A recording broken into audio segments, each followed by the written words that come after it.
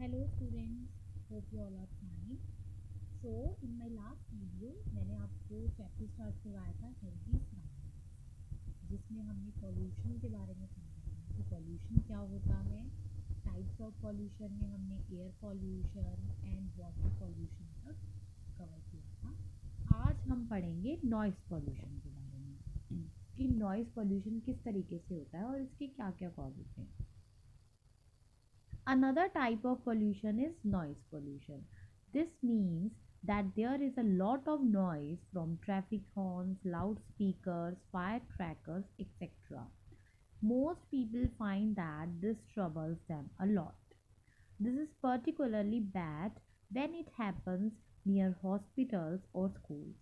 It can also damage a person's hearing. In some part of India, using loud firecrackers has been banned by government. So noise pollution किसकी वजह से होता है? जो traffic में लोग गाड़ियों के जब तेते हॉर्न्स बजाते हैं, लाउड स्पीकर बजाते हैं तेते, या पटाखे जलाते हैं, तो उनसे होने वाले शोर को नॉइज़ पोल्यूशन बोलते हैं। और कई लोगों ने ये चीज़ एडमिट करी है कि ये उनको सबसे ज़्यादा ट्रबल करता है नॉइज़ पोल्यूशन। और पर्टिकुलरली तो अगर ये किसी हॉस्पिटल या स्कूल के आसपास हो रहा हो तो वो बहुत ही ज़्यादा बुरा इफ़ेक्ट पड़ता है उसका। और इससे कभी कभी कई लोगों की सुनने की क्षमता भी कम हो जाती है नॉइज़ पोल्यूशन की वजह से। और इंडिया में काफ़ी ऐसी जगह हैं जहाँ पे गवर्नमेंट ने फायर क्रैकर्स को बैन कर दिया, पटाखों को बैन कर दिया गया है।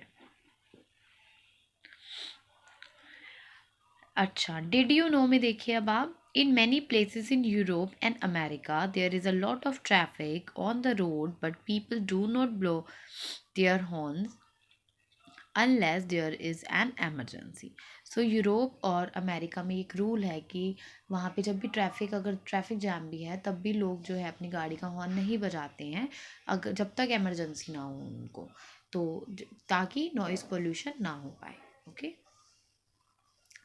Next topic is ways to help the environment, कि क्या क्या वो तरीके हो सकते हैं जिससे हम अपनी इन्वायरमेंट को हेल्प कर सकते हैं, पॉल्यूशन को होने से रोक सकते हैं, बचा सकते हैं हम अपने इन्वायरमेंट को। So first one is planting trees. जैसा कि आप सब जानते हैं कि जो ट्रीज़ होते हैं वो हमारे लिए सबसे ज़्यादा बेस्ट होते हैं, वो हमारे बेस्ट फ्रेंड्स होते हैं क्योंकि वो हमेशा हमारी हेल्प करते हैं। And trees protect the environment in many ways such as, और ट्रीज़ हमारे इन्वायरमेंट को बहुत तरीके से हेल्प करते हैं, हमारे एयर को क्लीन रखते हैं, पॉल्यूशन कम करते हैं, in many such ways. So trees तो हमारे बहुत बेस्ट फ्रेंड हैं क्योंकि उनसे हमें सबसे ज़्यादा प्रॉफिट होता है। Trees protect the environment in many ways, such as they clean the air. Trees take in carbon dioxide and give out oxygen, which people and animal need to breathe. So सबसे पहली बात कि trees जो हैं वो हमारी air को clean करते हैं। कैसे? हमारी एयर में से कार्बन डाइऑक्साइड को वो अपने अंदर लेते हैं और हमें क्या देते हैं? ऑक्सीजन देते हैं। ठीक है। Second is their roots hold the soil so that it does not get washed away when it rains. और जो ट्रीज़ की रूट्स होती हैं वो सॉइल को अपने साथ जकड़ के रखती हैं, होल्ड करके रखती हैं, ताकि जब बारिश आए तो बारिश के पानी से मिट्टी बहकर खराब ना हो पाए। Third point is they provide shelter for many animals and insects. और जो ट्रीज़ होते हैं उनमें बहुत सारे एनिमल्स और इंसेक्ट्स रहते हैं तो वो उनको शेल्टर प्रोवाइड करते हैं। In a forest smaller plants are also able to grow. और जो फॉरेस्ट होता है, जंगल का एरिया होता है, वहाँ छोटे छोटे बड़े बड़े हर टाइप के पेड़ पौधे पाए जाते हैं। Next is sadly, many forests and trees have been cut down or burned all over the world. लेकिन बहुत दुख की बात है कि पूरे वर्ल्ड में ही ट्रीज और फॉरेस्ट को काटा जा रहा है, उनको जलाया जा रहा है। However, people have realized how important trees are. So now there are many programs to plant trees. Government in India are encouraging people to plant trees.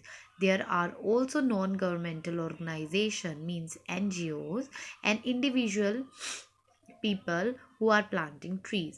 लेकिन जब से लोगों को पता लगा है कि ट्रीज़ की क्या इम्पोर्टेंस है हमारी लाइफ में, तब से हमारी गवर्नमेंट में मिलकर और लोगों ने भी ये इनिशिएटिव लिया है कि उनको ज़्यादा से ज़्यादा प्लांट्स लगाने चाहिए। और हम लोगों को भी यही शिक्षा मिलती है इससे कि हमें भी ज़्यादा से ज़्यादा प्लांट लगाने चाहिए, आप लोगों को भी लगाने चाहिए, ताकि हम अपने इन्वायरमेंट को प्रोटेक्ट कर सकें। A tree planting festival, the Van Mahotsav, is held all over India in July every year. India में ये एक फेस्टिवल भी मनाया जाता है जिसका नाम है वन महोत्सव। इसमें क्या करते हैं लोग, स्पेशली स्कूल्स में ये मनाया जाता है, जिससे छोटे छोटे बच्चे प्लांटिंग करते हैं, नए प्लांट्स लगाए जाते हैं, उनको ग्रो करने के लिए उनमें रोज पानी दिया जाता है ताकि वो बड़े होकर ट्री बने। This is the start of the monsoon, ये मॉनसून की स्टार्टिंग में ही फेस्टिवल आता है। Which is a good time for new plants to grow, जो बहुत अच्छा टाइम होता है नए प्लांट्स को ग्रो करने के लिए। Have you taken part in this programme और अ सिमिलर वन, क्या आपने कभी ऐसे किसी प्रोग्राम में पार्टिसिपेट किया है? और अगर नहीं किया है तो आपको ज़रूर करना चाहिए। इवन आपको अपने घर में भी प्लांटिंग करनी चाहिए, पौधे लगाने चाहिए। In Khammam in Telangana, a man has been planting seeds to grow trees for many years. These seeds have now grown into big trees. Khaman में, जो तेलंगाना में है, वहाँ पे एक मैंने काफ़ी सारे सीड को प्लांट किया और अब वो जो सीड है वो पौधा निकल कर उसमें से अब वो बड़े बड़े ट्रीज बन चुके हैं। He also distribute seed to others so that they can plant trees.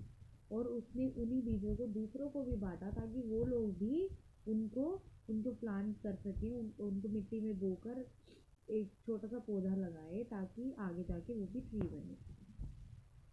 This motto is, if you save trees, they will save you. तो प्लांटिंग करने का क्या मोटिव होता है कि आज अगर हम पेड़ों को बचाएंगे तो कल को पेड़ हमें बचाएंगे। They will save you. Okay. There are many tree planting programs in school and also some run by other organizations for school children. In one such program in the Sundarbans in West Bengal, school children have planted and look after more than 15,000 trees. तो waste Bengal में एक सुंदरबन में जहाँ पर school के children क्या करते हैं, प्लांटिंग करते हैं, उनकी टेक केयर करते हैं। उन्होंने अब तक मतलब 15,000 ट्रीज की वो लोग लुक आउट करते हैं, उनकी टेक केयर करते हैं। तो कितनी अच्छी बात है ये कि बच्चों में अभी से ही उनको नॉलेज है इस चीज़ की कि ट्रीज़ हमारे लिए कितने इम्पोर्टेंट है और इनका होना हमारे इन्वायरमेंट के लिए कितना ज़रूरी है। तो इसीलिए अलग अलग टाइप के प्रोग्राम स्कूल में चलते हैं। हमें भी ये चीज़ समझनी चाहिए और हमें भी इससे सीख यही लेनी चाहिए आप लोगों को कि आप लोग भी जितना पॉसिबल हो सके उससे उतनी प्लांटिंग की करा करो, अपने घर में करा करो। और छोटे छोटे पौधे लगाने चाहिए हम लोगों को, जिससे हमारे आसपास का एनवायरनमेंट हमेशा साफ रहे। Now, keeping our surroundings clean. The earth belongs to everybody, so all of us should try to help the earth. जो अर्थ है वो हम सबकी ही है, so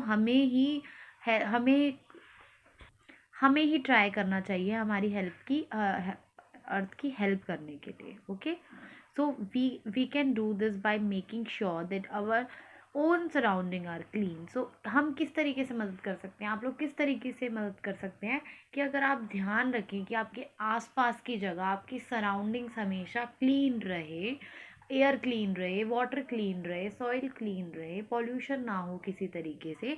सो अगर हम खुद ये इनिशिएटिव लें और अपने आसपास की सराउंडिंग्स को क्लीन रखें और सब लोग ही ऐसा करें तो इससे बहुत ज़्यादा इम्प्रूवमेंट होएगी। For example we should put garbage into garbage bin, हमें कूड़ा हमेशा डस्टबिन में थ्रो करना चाहिए, नोट थ्रो इट अराउंड, उसको आसपास कहीं नहीं फेंकना चाहिए। We can also look after plants और grow more plant and trees, और हमें ज़्यादा से ज़्यादा पेड़ पौधे लगाने चाहिए, उनका ध्यान रखना चाहिए ताकि उनको कोई काट ना दे या तोड़ ना दे, और उनको पानी देना चाहिए टाइम टू टाइम। इस तरीके से हम अपनी इन्वायरमेंट की हेल्प कर सकते हैं। We all need to protect our environment so that it does not get worse but start to get better. इस तरीके से हम अपने इन्वायरमेंट को और ज़्यादा ख़राब होने से बचा सकते हैं। होप आप लोगों को ये चैप्टर समझ आया होगा। इसकी रीडिंग आप लोग अपनी बुक में से भी करेगा। Okay, thank you.